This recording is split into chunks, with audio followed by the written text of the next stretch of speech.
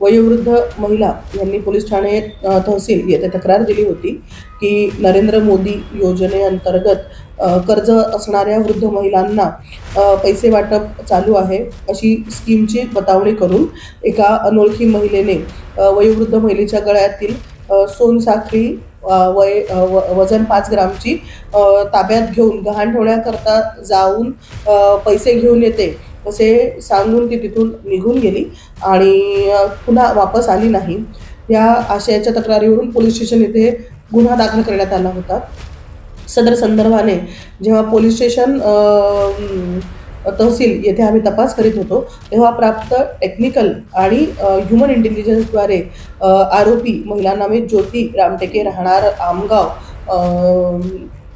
गोंदिया हिने सदरची बतावणी करून महिलेची फसवणूक केल्याचे निष्पन्न झाल्याने तपास पथक आमगाव येथे जाऊन महिलेला ताब्यात घेऊन आणि वृद्ध महिलेचा गळ्यातील वितळवलेले सोने नमूद महिलेच्या ताब्यातून घेऊन पोलीस ठाणे येथे आलेले आहेत। सदरील आरोपी महिला निशिगंधा उर्फ ज्योती रामटेके हिचा पूर्वीचा 2022चा सुद्धा याच पद्धतीच्या गुन्हे केल्याचा रेकॉर्ड आहे।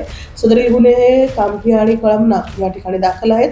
दिनांक 9 नोव्हेंबर रोजी सुद्धा तिने पोलीस ठाणे तहसील आणि पोलीस ठाणे जरीपटका येथे बतावणी करून अशा पद्धतीने वृद्ध महिलांना फसवलेले आहे आणि ही महिला सरावलेली क्रिमिनल आहे। नमूद कामगिरी आमचे पोलीस ठाणे तहसीलचे पोलीस उपनिरीक्षक श्री रसूल शेख त्यांच्यासोबत ग्रेड PSI श्री राजेश सिंग ठाकूर आणि त्यांच्या पथकाने केलेली आहे।